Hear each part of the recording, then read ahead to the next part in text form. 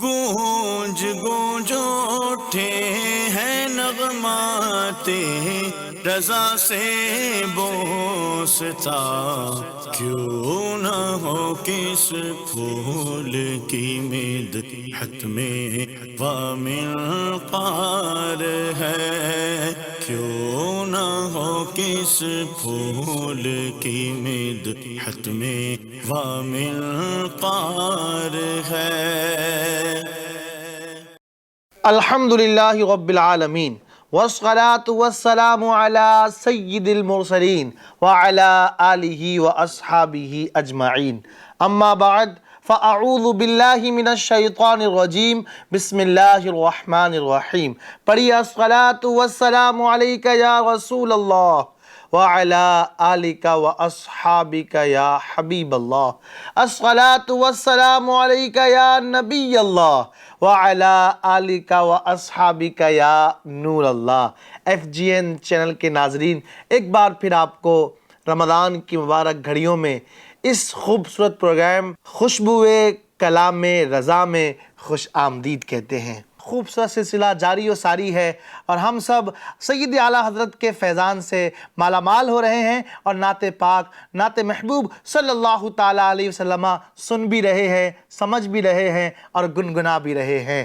آج اس نئے ایپیسوڈ میں ہم آپ کو ویلکم کرتے ہیں، خیر مقدم کرتے ہیں۔ پچھلے ایپیسوڈ میں آپ نے سنا واہ کیا جود و کرم ہے شہ بطحہ تیرا، نہیں سنتا ہی نہیں مانگنے والا تیرا۔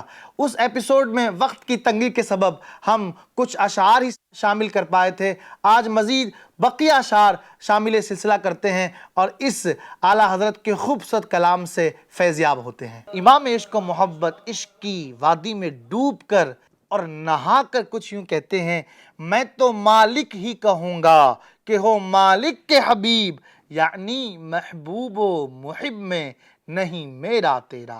میں تو مالک ہی کہوں گا کہ ہو مالک کے حبیب، میں تو مالک ہی کہوں گا کہ ہو مالک کے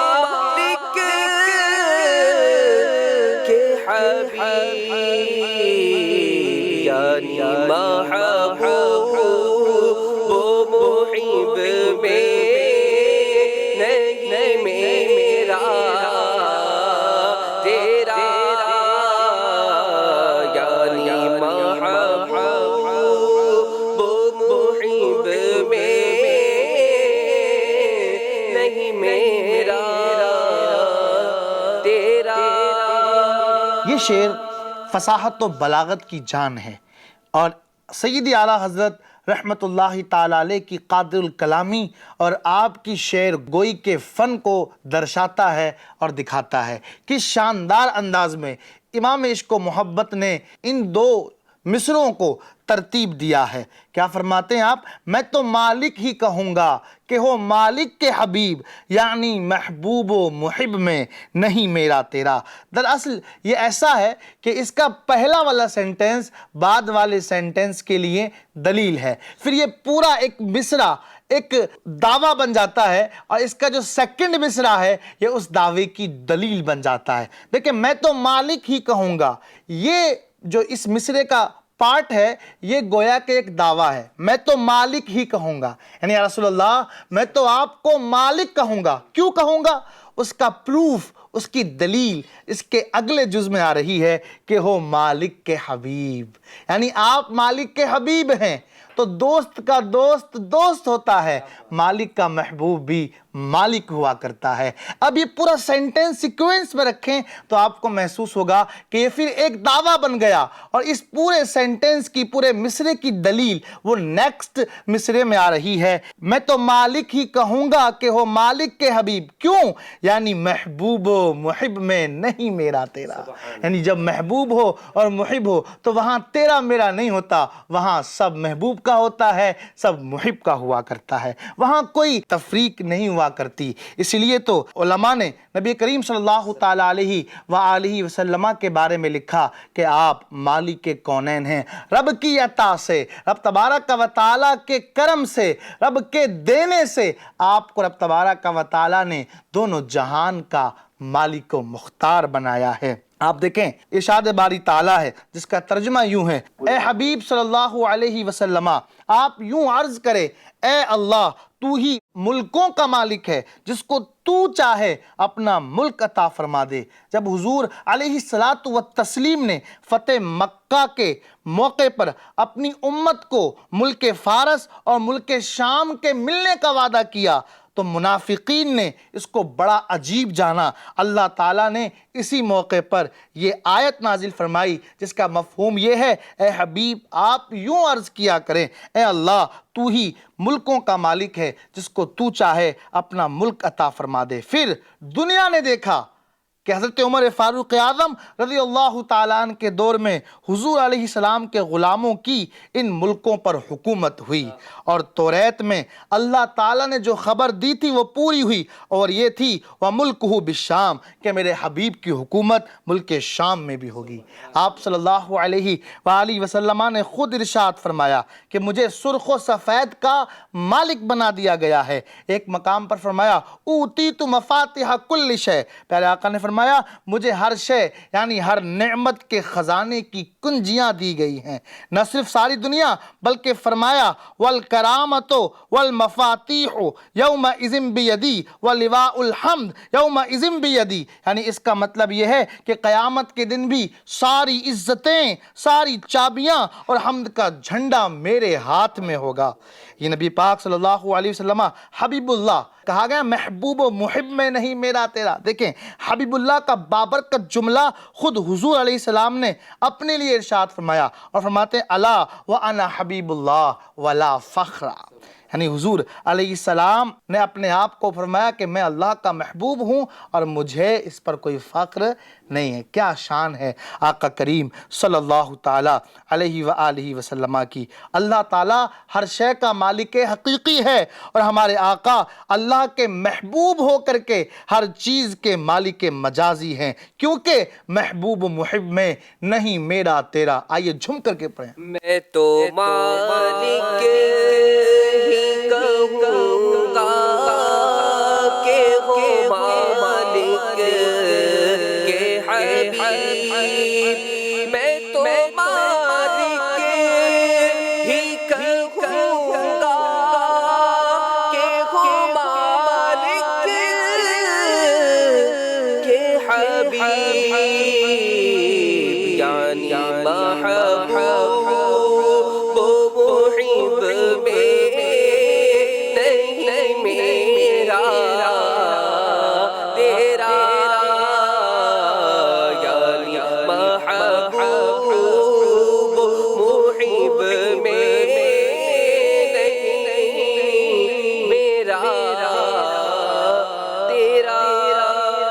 اگلا شعر، تیرے قدموں میں جو ہیں غیر کا منہ کیا دیکھیں، تیرے قدموں میں جو ہیں غیر کا منہ کیا دیکھیں، کون نظروں پہ چڑھے دیکھ کے تلوا تیرا۔ تیرے قدموں میں جو ہے غیر کا منہ کیا دیکھیں، کون نظروں پہ چڑھے دیکھ کے تلوا تیرا، کون نظروں پہ چڑھے دیکھ کے تلوا تیرا۔ مشکل ورڈز کے میننگز، تیرے قدموں میں جو ہیں غیر کا منہ کیا دیکھیں، کون نظروں پہ چڑھے دیکھ کے تلوا تیرا۔ تیرے قدموں میں ہونا، اس سے مراد ہے صحبت و خدمت میں رہنا، غیر کا منہ دیکھنا۔ اس کا مطلب ہے یہ آپ صلی اللہ علیہ وسلم کے عشاق اور غلاموں کی شان استغنا بیان فرمائی گئی ہے۔ کون نظروں پہ چڑھے دیکھ کے تلوا تیرا، کون نظروں پہ چڑھے، نظروں پر چڑھنا اس کا مطلب ہوتا ہے پسند آ جانا، چڑھے اس کا مطلب ہوتا ہے جچنا، جچے سجے، تلوا، تلوا کہتے ہیں پاؤں کے نیچے کا حصہ یا پھر پنجہ اور ایڑی کی درمیانی جگہ کو۔ تو کیا فرماتے امام عشق و محبت، تیرے قدموں میں جو ہیں غیر کا منہ کیا دیکھیں، کون نظروں پہ چڑھے دیکھ کے تلوا تیرا۔ اس کا مفہوم کیا ہوا؟ یا رسول اللہ، جو خوش نصیب آپ کی بارگاہ کا لنگر کھانے والے ہیں وہ تو دنیا کے بادشاہوں کو بھی خاطر میں نہیں لاتے، ان کو دیکھنا پسند نہیں کرتے۔ کیوں؟ اس لیے کہ جس نے آپ کا قدم مبارک دیکھ لیا پھر اس کی آنکھوں میں کسی کا حسین سے حسین چہرہ بھی نہیں جچتا۔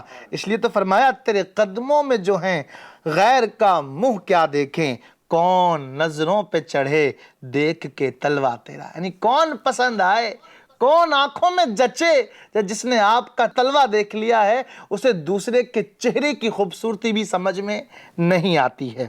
اللہ پاک نے اپنے حبیب صلی اللہ علیہ وآلہ وسلم کو بے شمار خوبیوں کا جامع بنایا ہے، انہی میں سے ایک خوبی آپ کے چہرے کی خوبصورتی اور اس کا حسن بھی ہے، آپ کے جسم اقدس کی خوبصورتی اور اس کا حسن بھی ہے۔ کسی نے پیاری بات کہی ہے، ان کا منگتا پاؤں سے ٹھکرا دے وہ دنیا کا تاج، جس کی خاطر مر گئے منعم رگڑ کر ایڑیاں۔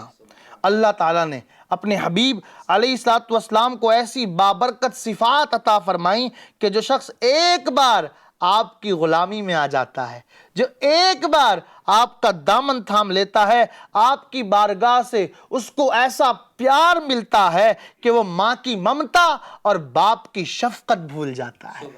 جس کے گلے میں آقا کریم کی غلامی کا پٹا آ جائے نا، پھر ماں کی ممتا اور باپ کی شفقت بھی وہ دلاسا نہیں دیتی جو دلاسا اور سکون میرے آقا کی بارگاہ سے اور آپ کی غلامی سے ملا کرتا ہے۔ ایسے واقعات موجود ہیں۔ حضرت زید بن حارثہ رضی اللہ تعالیٰ عنہ کا وجد آفری واقعہ ہے۔ یہ آقا کریم صلی اللہ علیہ وسلم کی بارگاہ میں رہنے لگے اور اپنی زندگی، اپنا مسکن، اپنا ٹھکانہ آقا کریم کی بارگاہ کو بنا لیا۔ جب ان کے چچا اور والد ان کو لینے کے لیے واپس گھر لے جانے کے لیے آئے تو انہوں نے گویا کہ یوں کہا کہ اب میری نگاہوں میں جچتا نہیں کوئی، جیسے میرے سرکار ہیں ویسا نہیں کوئی۔ اور خود قرآن کریم میں رب تبارک و تعالیٰ ارشاد فرماتا ہے جس کا مفہوم یوں ہے، اے محبوب یہ تیرے رب کریم کی رحمت ہی تو ہے کہ آپ کو اس نے نرم دل بنایا ہے، اور اگر آپ سخت دل ہوتے تو آپ کے غلاموں کا ہجوم آپ کے پاس نہ ہوتا بلکہ یہ آپ سے دور بھاگتے۔ یعنی آقا کریم صلی اللہ علیہ وسلم کا حسن، آپ کی شفقتیں اور آپ کی بارگاہ کی غلامی میں وہ حلاوت اور وہ مٹھاس ہے کہ ایک بار جس حلق سے آپ کی غلامی کی مٹھاس اتر جائے نا، پھر اس حلق میں کسی دنیا کی مٹھاس کا مزہ محسوس نہیں ہوتا۔ اس لیے تو ہم جھوم کے کہتے ہیں تیرے قدموں میں جو ہے خیر کا منہ کیا دیکھیں، کون نظروں پہ چڑھے دیکھ کے تلوا تیرا، کون نظروں پہ چڑھے دیکھ کے تلوا تیرا۔ بحر سائل کہوں سائل نہ کنویں کا پیاسا، خود بجھا جائے کلیجہ میرا چھینٹا تیرا۔ بحر سائل کہوں سائل نہ کنویں کا پیاسا،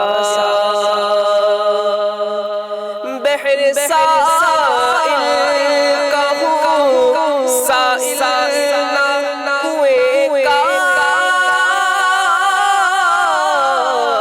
پیاسا، خود بجھا جائے کلیجہ میرا چھیٹا تیرا، خود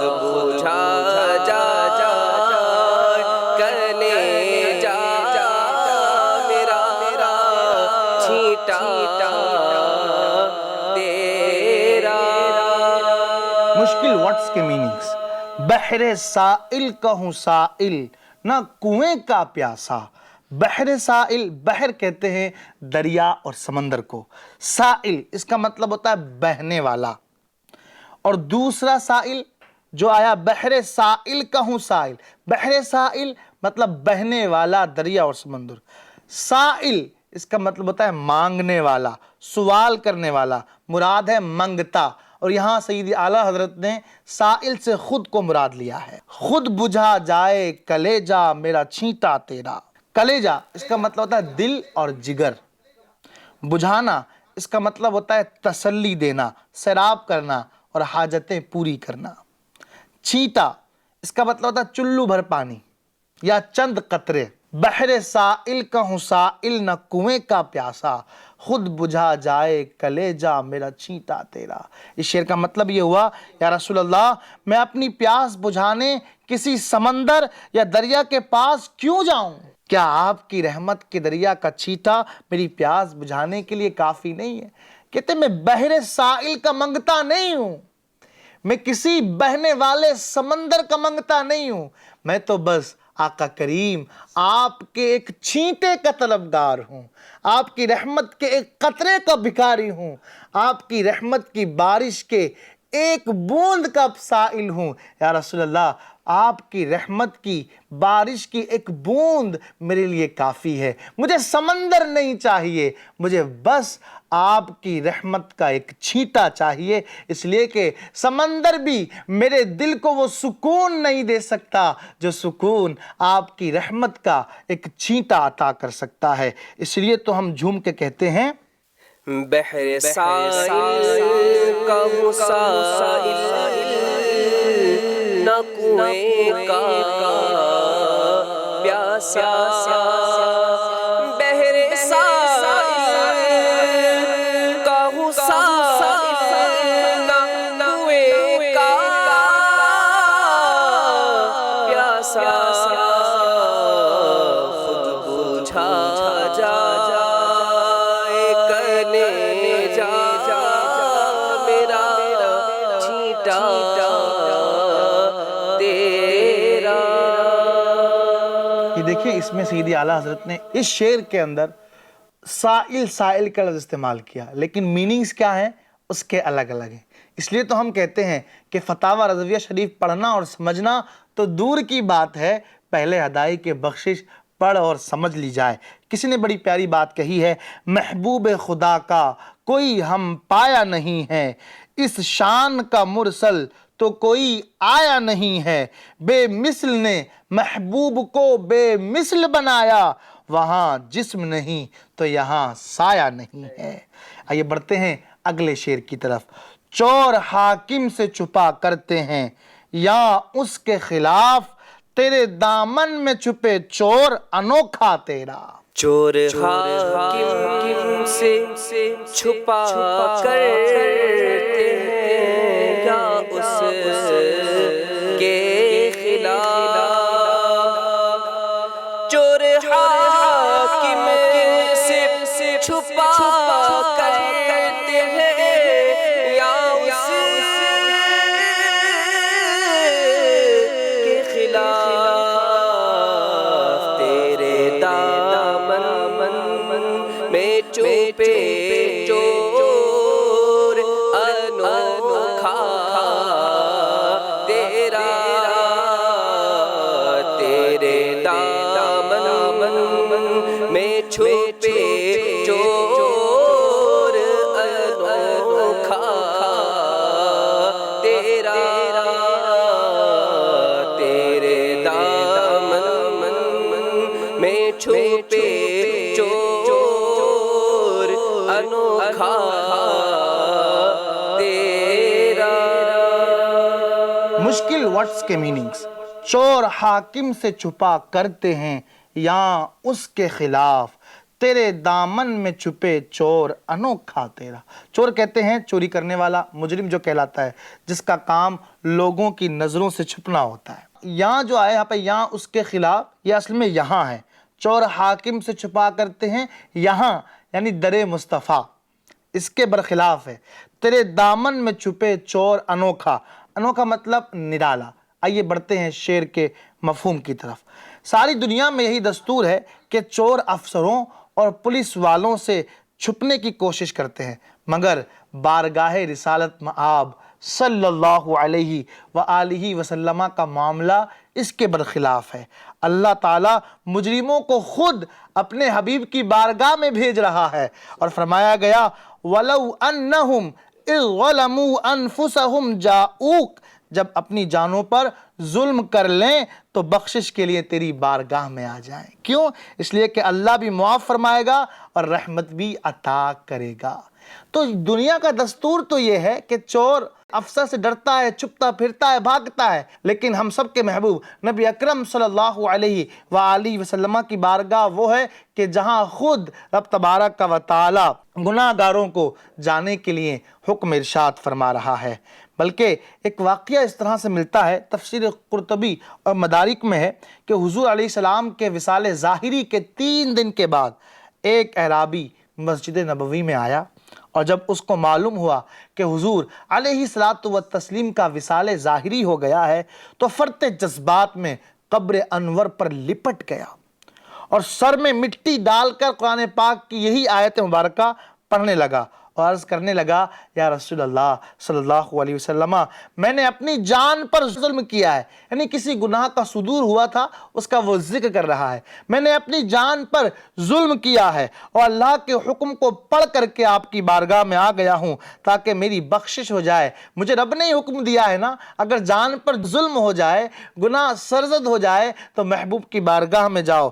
وہ اعرابی عرض کرنے لگا میں اے اللہ کے رسول، اللہ کا حکم سن کر ہی آپ کی بارگاہ میں آیا ہوں، مجھے بخشش عطا کر دیجئے۔ حضرت علی المرتضیٰ کرم اللہ تعالی وجہہ الکریم جو اس حدیث کے راوی ہیں فرماتے ہیں فَنُودِيَ مِنَ الْمَرْقَدِ قَدْ غُفِرَ لَكَ، آقا کریم کی قبر انور، آپ کے روضہ انور سے آواز آئی کہ جا تیری بخشش ہو گئی ہے۔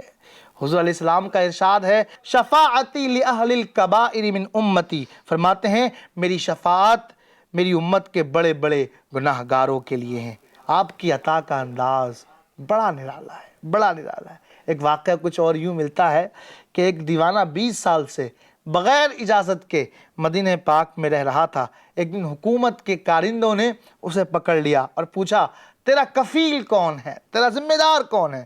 تو اس نے کہا آؤ میں تمہیں اپنے کفیل سے ملاتا ہوں۔ اس نے ہاتھ کو پکڑا اور روضہ پاک کی جالی کے سامنے لا کر کھڑا کر دیا اور کہنے لگا یہ میرے کفیل ہیں، میرے بارے میں جو پوچھنا ہے ان سے پوچھ لو۔ ان لوگوں نے سمجھا کہ یہ کوئی پاگل ہے، دیوانہ ہے، اس لیے اسے چھوڑ دیا، لیکن حقیقت یہ ہے کہ وہ میرے آقا کی عطا ہے۔ اس لیے تو ہم جھوم کر پڑھتے ہیں چور خاک میں سے چھپا کر کرتے ہیں یا اس کے خلاف تیرے دامن میں چھپے چور انوکھا تیرا تیرے دامن میں چھپے چور انوکھا تیرا۔ آنکھیں ٹھنڈی ہوں جگر تازے ہوں جانے سیراب، سچے سورج وہ دل آرا ہے اجالا تیرا۔ آنکھیں ٹھنڈی ہو جگر تازے ہو جانے سیراب، آنکھیں ٹھنڈی ہو جگر تازے ہو جانے سیراب، سچے سورج وہ دلارا ہے اجالا تیرا، سچے سورج وہ دلارا ہے اجالا تیرا۔ مشکل ورڈز کے میننگز، آنکھیں ٹھنڈی ہوں جگر تازے ہوں جانیں سیراب۔ آنکھیں ٹھنڈی ہونا اس کا مطلب ہوتا ہے پریشانی دور ہونا اور اطمینان قلب حاصل ہونا۔ جگر تازے ہوں اس کا مطلب ہوتا ہے دل کا باغ باغ ہو جانا۔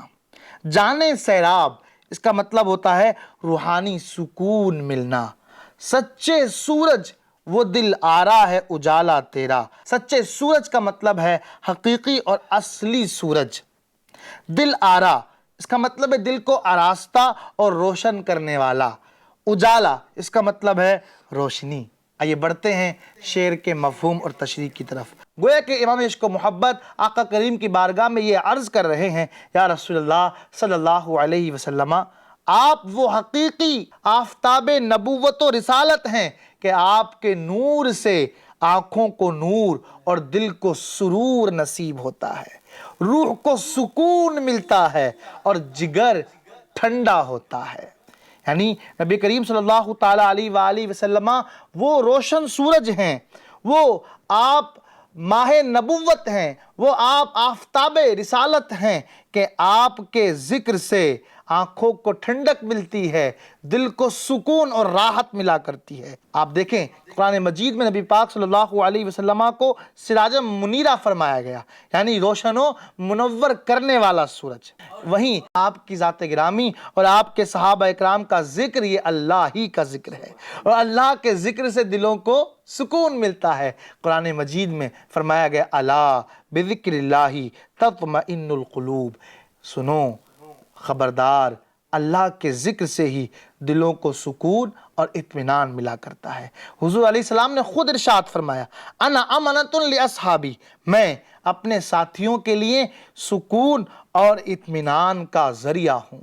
حقیقت یہ ہے کہ اہل ایمان کے لیے آپ کا ذکر خیر اگر چین و سکون ہے تو سارے عالم میں اجالا روشنی یہ آپ ہی کے دم قدم سے ہے انہی کے دم قدم سے باغ عالم میں بہار، وہ نہ تھے عالم نہ تھا، گر وہ نہ ہوں تو عالم نہ ہو۔ یعنی سید اعلیٰ حضرت امام عشق و محبت یہ فرماتے ہیں کہ آنکھوں کو ٹھنڈک ملتی ہے، جگر کو تازگی ملتی ہے، جانوں کو سیرابی ملتی ہے، تو یہ سب کچھ آپ کے ذریعے ہے۔ اور یہ عالم جو آج روشن ہے، اس کائنات میں جو روشنی ہے، یہ بھی یا رسول اللہ آپ کے مبارک روشن کر دینے والے چہرے کا صدقہ ہے۔ اس لیے تو ہم جھوم کے پڑھتے ہیں آنکھیں ٹھنڈی ہو جگر تار سے ہو جالے سیراب، آنکھیں ٹھنڈی